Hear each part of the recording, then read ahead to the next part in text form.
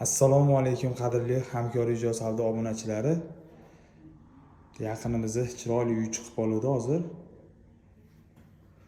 O'tgan yil o'zlari uchun remont qilishgan. Farg'ona shahar Do kanalda yangi planirovka bu haligi FMPZ qurilgan yangi planirovka domdan.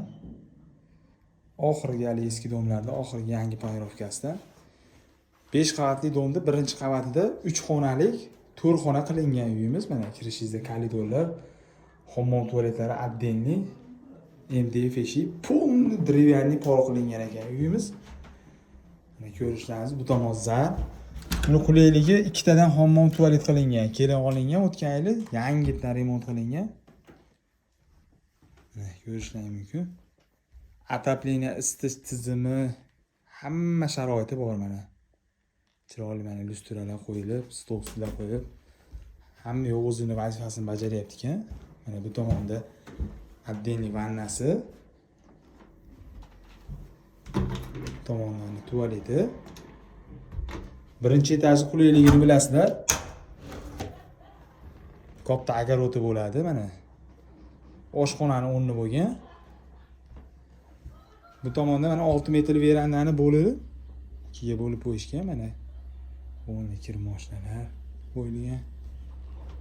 Oshxonaning ko'rinishi. Chiqsangiz mana katta veranda.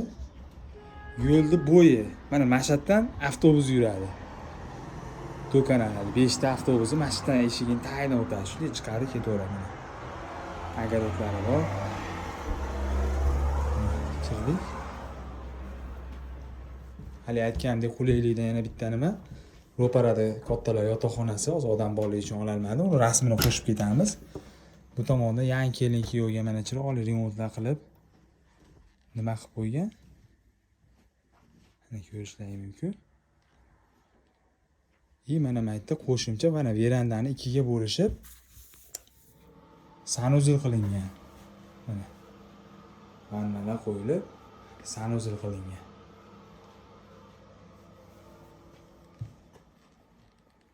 Ikkita hammom, ikkita tualet qilinganda.